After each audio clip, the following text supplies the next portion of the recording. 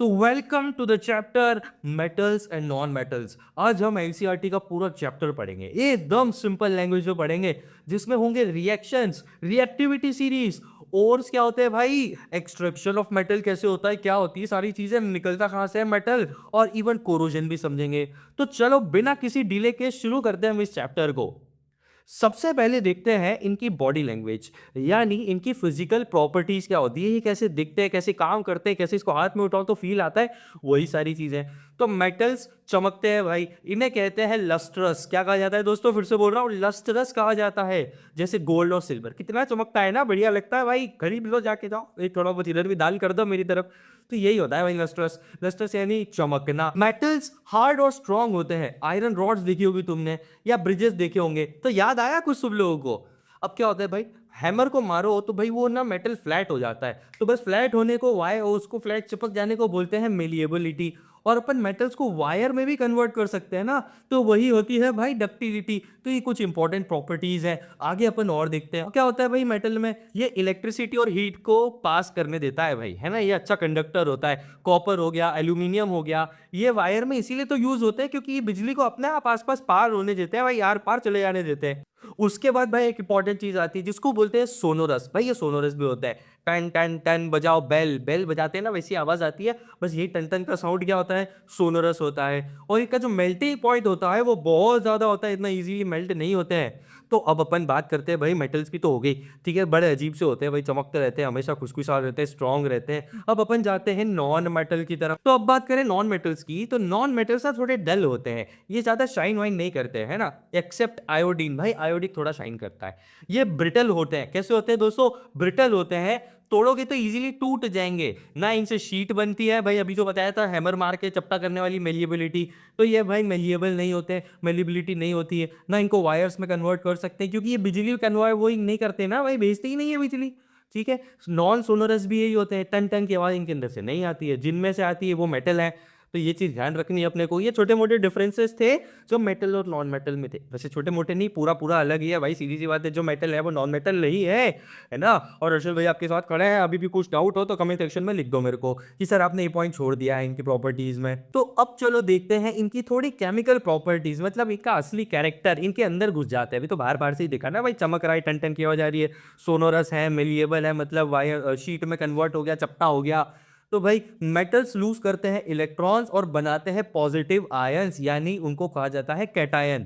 क्या कहा जाता है, कैटायन। उनके ऑक्साइड्स जो होते हैं ना वो बहुत बेसिक होते हैं, वो रिएक्ट करते हैं एयर, वाटर और एसिड्स के साथ। किसके साथ, एयर, वाटर और एसिड के साथ। वही नॉन मेटल जो होते हैं उनके जो इलेक्ट्रॉन्स होते हैं वो गेन करते हैं और बनाते हैं नेगेटिव आयंस, यानी एनायन, मतलब पॉजिटिव कैटायन, नेगेटिव एनायन। ये चीज ध्यान रखनी है, एग्जामिनेशन के लिए बहुत जरूरी है। कैटायन एनायन में ना बहुत कंफ्यूज हो जाते हैं लोग, तो कैटायन यानी पॉजिटिव, एनायन मतलब नेगेटिव। भाई नॉन मेटल, अब भाई नॉन मेटल ना ज्यादा रिएक्टिव नहीं होता है, वो ना कोवेलेंट बॉन्ड बनाते हैं। क्या बनाते हैं, कोवेलेंट बॉन्ड। अभी ध्यान रख लो, अगले चौथे चैप्टर में तुमको कोवेलेंट बॉन्ड अच्छे से समझ आ ही जाएगा। एक प्रॉपर बॉन्डिंग होती है, मतलब अच्छे से बॉन्ड बना लेते हैं, एक से दूसरे के साथ अच्छी दोस्ती कर लेते हैं, ये कोवेलेंट बॉन्ड है। अगले चैप्टर में तुमको और अच्छे से समझ में आएगा।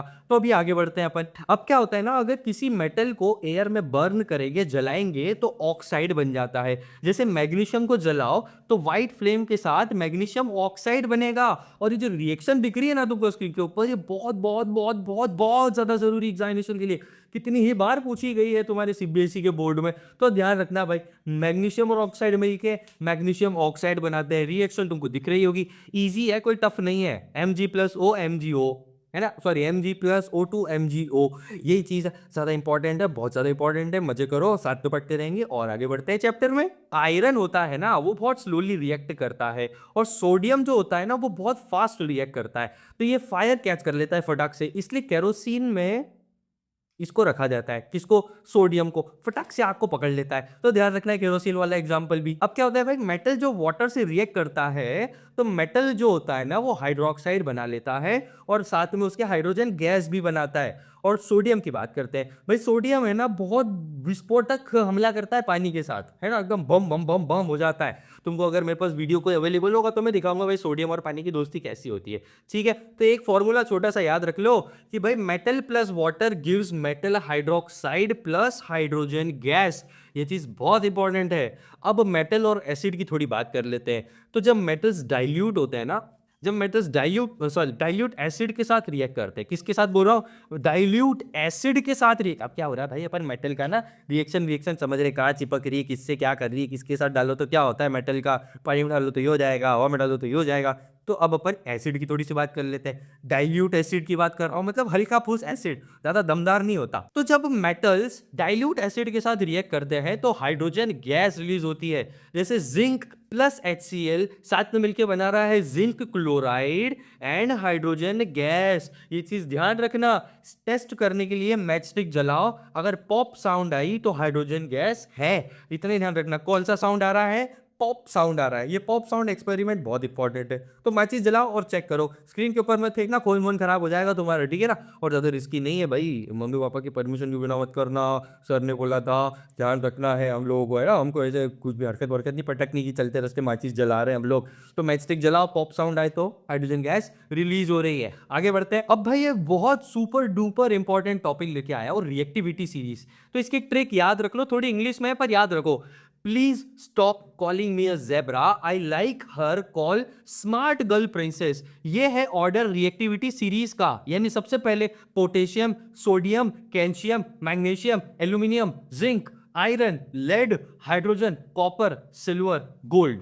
इस सीरीज में हमें पता चलता है कि कौन ज्यादा रिएक्टिव है और कौन कम रिएक्टिव है, और ये हेल्प करता है एक्सट्रैक्शन मेथड को चूज करने में। अब एक्सट्रैक्शन क्या होता है अपन आगे समझते हैं। वैसे एक्सट्रैक्शन का मतलब होता है भाई, वैसे पत्थरों में से उसको बाहर निकालना, मेटल को बाहर निकालने की प्रोसेस को एक्सट्रैक्शन कहते हैं। थोड़ी आसान भाषा में समझा रहा हूँ। आगे बढ़ते हैं इस चैप्टर पे। अच्छा, उससे पहले रिएक्टिविटी सीरीज की ट्रिक याद हुई कि नहीं, वही फिर से आपको करवा देता हूँ। Please stop calling me a zebra, I like her, call smart girl princess.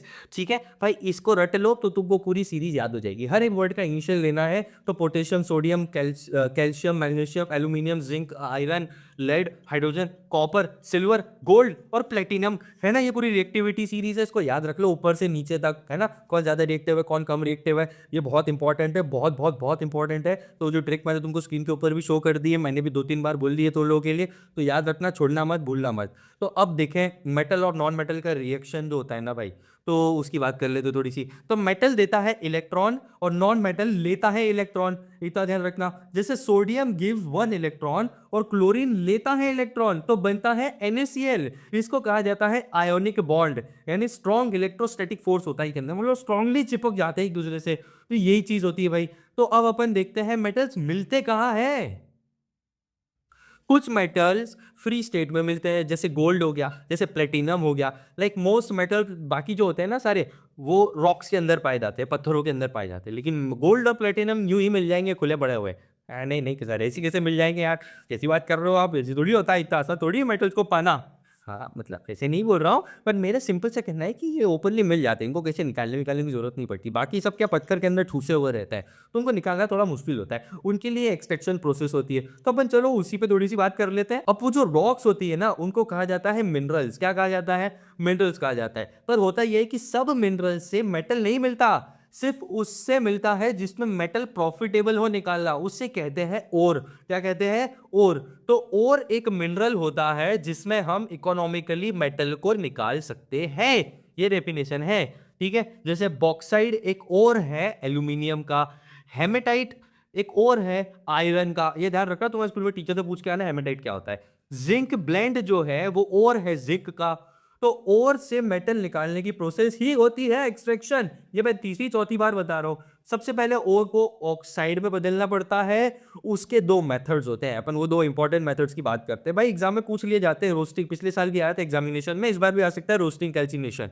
तो याद रख लो भाई, इंपॉर्टेंट है एग्जामिनेशन के लिए रोस्टिंग और कैल्सिनेशन। जब सल्फाइड ओर को एयर में हीट किया जाता है तो ये होती है रोस्टिंग।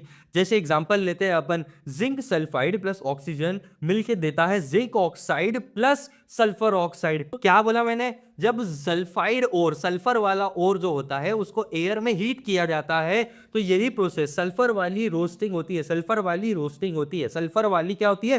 रोस्टिंग होती है। कैल्सिनेशन की बात करते हैं, जब कार्बोनेट ओर को बिना एयर के हीट किया जाता है, बिना एयर के हीट किया जाता है, तो यही होती है कैल्सिनेशन। तो C for calcination, C for carbonate, C for calcination, C for carbonate, ध्यान रखना। तो रोस्टिंग और सल्फर का तो ऐसे याद रह जाएगा, कोई प्रॉब्लम वॉब्लम वाली बात नहीं है, ठीक है। अब इसका एग्जांपल भी समझते हैं। तो इसका एग्जांपल लेते हैं भाई जिंक वाला। जिंक कार्बोनेट देता है भाई जिंक ऑक्साइड और साथ में छोड़ता है कार्बन डाइऑक्साइड। जिंक ऑक्साइड देता है कार्बन डाइऑक्साइड साथ में, ध्यान रखना। फिर ऑक्साइड जो होता है ना उसको रिड्यूस करते हैं कार्बन से। किससे रिड्यूस करते हैं? कार्बन से। तो जिंक ऑक्साइड प्लस कार्बन, उसको कार्बन में मिलाया, मतलब जिंक ऑक्साइड को कार्बन में मिलाया, तो वो क्या बनाता है? Zinc plus carbon monoxide. क्या बनाना? Zinc plus carbon monoxide. मतलब जिंक के अंदर जो ऑक्साइड था वो कार्बन लेके भाग गया। इतना ही ध्यान रखना है अपने को, ठीक है। तो भाई बड़ा बोरिंग और वो फलाना चैप्टर है ये, पर तुमको समझना जरूरी एग्जामिनेशन के लिए। मेटल और नॉन मेटल बहुत ज़्यादा इंपॉर्टेंट है, मुझे पता है, मैंने दिए थे एग्जामिनेशन, ठीक है। मेटल नॉन मेटल अपन नहीं छोड़ सकते हैं, तो मेटल और नॉन मेटल में अपन आगे बढ़ते हुए बहुत इंपॉर्टेंट चीज़ें अभी भी बची हुई है। तो जिंक ऑक्साइड प्लस कार्बन, तो जिंक प्लस कार्बन मोनोऑक्साइड मैंने बता दिया, ठीक है। अब पर जो और में इम्प्योरिटीज होती है तो उन्हें क्या कहते हैं? गैंगी कहते हैं। क्या कहते हैं? गॉन्जी, गैंजी, गैंगवी, तुम्हारे टीचर जो बोलते हो वो रख लो, ठीक है। तो गैंगी कहते हैं इसको। गैंगी को हटाने के लिए यूज करते हैं एनरिचमेंट ऑफ ओर। क्या बोला सर? Enrichment of ore. इसकी मेथड्स की बात करते हैं तो हाइड्रोलिक वॉशिंग, वाटर से हैवी पार्टिकल्स नीचे गिर जाते हैं, यही होती है। एक होती है मैग्नेटिक सेपरेशन, अगर ओर या गैंगी मैग्नेटिक हो तो ये वाली यूज होती है मैग्नेटिक सेपरेशन। उसके बाद होती है फ्रॉथ फ्लोटेशन, यानी सल्फाइड ओर्स के लिए मोस्टली यूज होती है। और फ्रोथ में आता है, किस में आता है? फ्रोथ में आता है। तो जैसे ही अपन उसको ऐड करते हैं तो गैंगी नीचे गिर जाती है। अब अपन आगे बात करते हैं थोड़ी सी लो रिएक्टिविटी मेटल्स की, जैसे गोल्ड और सिल्वर। भाई इनके नेचर में फ्री स्टेट में मिल जाते हैं, ये है ना, फिर एकदम फ्री स्टेट में मिल जाते हैं, तो उनका कोई कॉम्प्लिकेटेड प्रोसेस नहीं होता, सिर्फ हीट करने से या पॉलिश करने से प्योर मेटल अपने को मिल जाता है। तो ये लो रिएक्टिव मेटल्स हो गए अपने। कौन? आयरन और गोल्ड और प्लेटिनम। सॉरी आयरन कहा बोल गया सर, आपने क्या बोल रहे हो? गलत गलत बोल रहे हो, सॉरी सॉरी, गलती हो गई, होता है कभी कभी, ठीक है। आगे बढ़े। हाँ, तो अब जब मेटल मिल गया तो उससे प्योर भी करना है ना, तो रिफाइनिंग ऑफ मेटल होती है। बस मेथड है इलेक्ट्रोलाइटिक रिफाइनिंग। इसका एग्जांपल ले लेते हैं। कॉपर भाई जो होता है ना अपना, कॉपर प्यारा दोस्त, बार बार नाम आता है उसका वायर्स में, तो भाई एनोड होता है improper copper, sorry impure copper, और कैथोड होता है प्योर कॉपर। और ये होता है कॉपर सल्फाइड सॉल्यूशन जिसमें इलेक्ट्रिक करंट पास करते हैं और कैथोड पर डिपॉजिट हो जाता है प्योर कॉपर, ठीक है। तो अब बात करते हैं एक डेंजरस कॉमन प्रॉब्लम की जिसको कहा जाता है कोरोजन। क्या होता है ना भाई, जब आयरन जो होता है, आयरन जब एयर और वाटर के कांटेक्ट में आता है तो बनता है रस्ट, यानी Fe2O3 इंटू X2O, ठीक है। ब्रिजेस, गेट्स, मशीन भाई सब खराब हो जाते हैं इसके कारण, रस्टिंग हो जाती है, इसी को कहा जाता है कोरोजन। तो रस्ट से बचने के तरीके थोड़े समझ लेते हैं क्योंकि बुक में दिए हुए हैं। पेंट करना, ऑयलिंग करना, गैल्वेनाइजेशन करना, आयरन पर जिंक कोट करना और अलॉयज बनाना, जैसे स्टेनलेस स्टील जो रस्ट ही नहीं करता कभी, ठीक है। तो बस यही था तुम्हारा चैप्टर, बड़ा बोरिंग सा, मुझे पता है तुमको मेटल नॉन मेटल बिल्कुल अच्छा नहीं लगा होगा, पर क्या करे भाई, पढ़ना पड़ेगा यार। और इस चैप्टर को इंटरेस्टिंग कैसे बनाऊं मुझे ये भी समझ नहीं आया, पर मैंने कोशिश तुम्हारे लिए की।